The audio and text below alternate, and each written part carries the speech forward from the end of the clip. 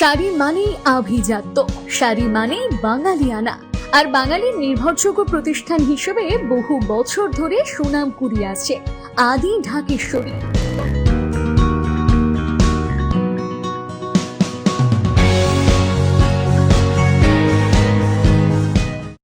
বাবরি মসজিদ নিয়ে সাধারণ মানুষের উৎসাহ উদ্দীপনা দেখে খুশি প্রকাশ করলেন হুমায়ুন কবির। তিনি বলেন 2026-এর ফেব্রুয়ারি মাস থেকে সেখানে বাবরি মসজিদের কাজ শুরু হয়ে যাবে। এখন থেকে সেখানে প্রত্যেক জুম্মাবারে নামাজ আদায় করা হবে বলে জানালেন হুমায়ুন কবির। তিনি বলেন টোটাল প্রজেক্ট 25 বিঘা থেকে বাড়িয়ে 30 বিঘা করা হবে। পাশাপাশি তিনি জানান সাধারণ মানুষ যেভাবে হাত খুলে দান করছেন তাতে যা ইট পড়েছে টোটাল প্রজেক্ট হয়ে যাবে। মসজিদ ইস্যুটা আমি ভেবেছিলাম যে অনেক মানুষের সমর্থন পাবো, আমি একটা বাবরি মসজিদ করব। তা যত দিন যাচ্ছে 6 তারিখ পর্যন্ত একরকম ছিল। 5 তারিখে যখন অনারেবল হাইকোর্ট এটা নিয়ে ইন্টারফেয়ার না করে প্রশাসনকে পিছ রাখার জন্য যখন নির্দেশ দিলেন, তারপর থেকে 6 তারিখ থেকে যে আবেগ মানুষের দেখছি, যে উল্লাস মানুষ করছে, যেভাবে নিজেদের অর্থ ব্যয় করেন, কোথায় থেকে কোথায় গাড়ি নিয়ে, এমনকি মহিলারা পর্যন্ত, অনেক মহিলা দেখলাম, বাচ্চা, মহিলা, বয়স্ক লোক, ইয়ং জেনারেশন, সবাই মিলেমিশে একাকার হয়ে গেছে। কাজেই আজ থেকে আমি তাদের আবেগকে সাড়া দিয়ে বাবরি মসজিদ যতক্ষণ শুরু হবে, তো ফেব্রুয়ারি মাসে 3 বছর কমসে কম লাগবে। এই 3 বছর ধরে প্রত্যেক জুম্মায় ওখানে নামাজ আদায় হবে। ক্রমশ কত বাড়বে না কমবে সেটা পরে দেখা যাবে। মোটামুটি ফাইনাল হতে যাচ্ছে। আমার টার্গেট ছিল 25 বিঘা, এখন যা দেখছি তাতে 30 বিঘা মতো জমি সংগ্রহ হয়ে যাচ্ছে। এবং 30 বিঘার মধ্যে ফার্স্ট যে মানে যেটা 200 ফুট যে ফ্রন্ট, সেই ফ্রন্টের থেকে রাস্তায় এনএইচ থেকে 50 ফুট খালি রেখে মেন স্ট্রাকচার শুরু হবে বাবরি মসজিদে। তারপরে সেটার যে চাতাল বা তার যে বাউন্ডারি সীমানার পরে ঠিক তার উত্তর এবং দক্ষিণ পূর্ব এইসব সাইডে বাকি project, Islamic hospital, medical college, একটা রেস্তোরাঁ, হোটেল কাম রেস্তোরাঁ, এছাড়াও একটা প্রাইভেট ইউনিভার্সিটি, এর সঙ্গে আপনার একটা পার্ক, একটা হেলিপ্যাড, এটা তৈরি করা হয়। মনে হচ্ছে যেভাবে মানুষ এখনই যা ইট চলে এসছে, এই ইট আমার টোটাল প্রজেক্ট হয়ে যাবে। মানে বাবরি মসজিদ তো হবেই, ওই ইটে টোটাল প্রজেক্ট হয়ে যাবে। কিন্তু আমি ওই ইটের টাকা ওইগুলো প্রজেক্টে লাগাবো না, কারণ ওখানে যা লাগবে বাকি ইটটা একটা দাম কষে সেটা আমার বাবরি মসজিদ ট্রাস্টিতে জমা করে রাখবো। কারণ আমি যে বাকি প্রজেক্ট করব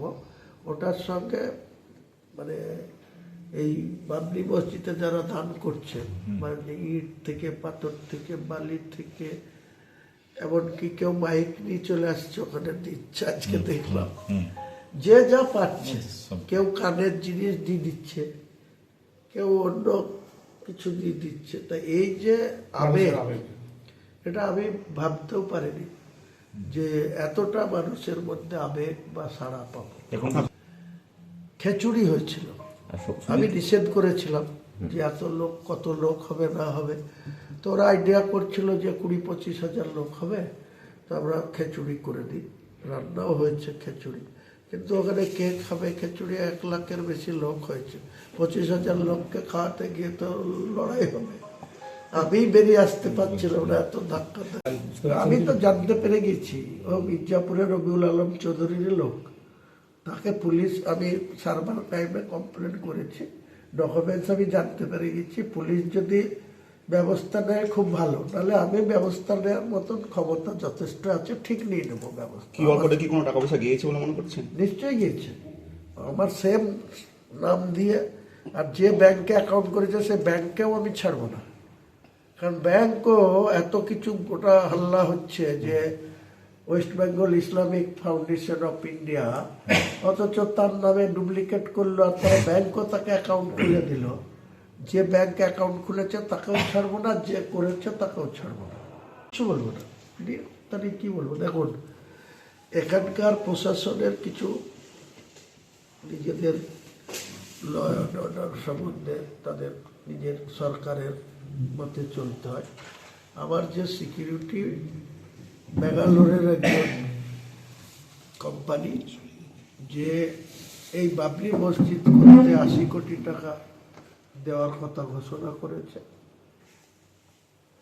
সে আমাকে পার্সোনালি এসব দেখে, মিডিয়ায় দেখে আমাকে ফোন করে বলল যে আপনার প্রাইভেট সিকিউরিটি আমি ব্যবস্থা করে দিচ্ছি। তার Z+ সিকিউরিটি আছে ব্যাঙ্গালোরে, আবার আদার্স 14 জন এই প্রাইভেট সিকিউরিটি আছে বড় বড় হাতিয়ার দিয়ে।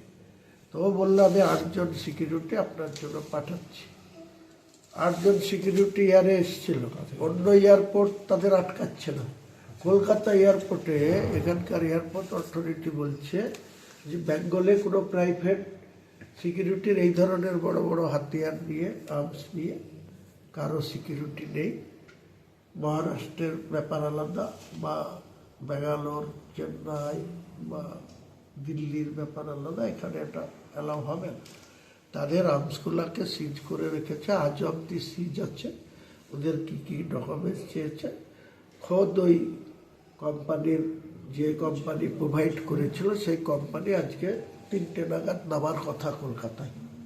ডিজিপির সাথে কাল রাত্রে হোয়াটসঅ্যাপে কথা বলেছে যে ঠিক আছে, নিয়োগ হবে না, কিন্তু আমাদের আর্মসগুলো এইগুলো যাতে রিলিজ করে দেওয়া হয়। নিশ্চয় হবে, কার করতে পারে। 16তে দেখিয়েছি তো ফিয়াদ হাকিমের এই প্রিয় নেত্রীর নিয়ে সিদ্দিকা বেগমকে আমার এগেনস্টে প্রার্থী করেছিল। আমি তো তখন দল খুলিনি, একটা টেবিল চিহ্ন নিয়ে দাঁড়িয়েছিলাম।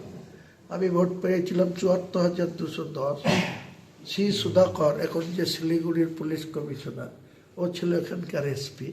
তো 74,210, আর কংগ্রেস আর CPM, কংগ্রেস তখন এই জেলায় 1 নম্বর শক্তি, 1 আর 2 মিলে জোট করে 79,770 রবিউল আলম চৌধুরী, আর সিদ্দিকা বেগম 14,631, আর এই যে মোদিজির প্রার্থী ছিল পদ্মফুল, কমল ফুল 10,335। মুখে না বলে কাজে আসুন না। যদি হিম্মত থাকে, বাপের বেটা হয়, দিদির ছবি নিয়ে উনি রেজিনগরে আসুন। 30,000 ভোটের কম মার্জিন থাকলে আমি রাজ্য সরকারের কাছে নাক্ষত্তা দেব। শাড়ি মানেই আভিজাত্য, শাড়ি মানেই বাঙালিয়ানা, আর বাঙালির নির্ভরযোগ্য প্রতিষ্ঠান হিসেবে বহু বছর ধরে সুনাম কুড়িয়ে আসছে আদি ঢাকেশ্বরী। বহরমপুরের প্রতি ঘরে ঘরে নিজেদের নিখুঁত, শৌখিন এবং ইউনিক ডিজাইনের কালেকশন পৌঁছে দিচ্ছে আদি ঢাকেশ্বরী। আমাদের প্রতিটি শাড়িতে রয়েছে নতুনত্বের ছোঁয়া। বাঙালি নারীদের পছন্দের বিভিন্ন ঐতিহ্যপূর্ণ শাড়ি থেকে শুরু করে সারা ভারতের বিশেষ বিশেষ অঞ্চলের বিখ্যাত শাড়ি, সব রকম কালেকশন পাবেন আমাদের এই শোরুমে।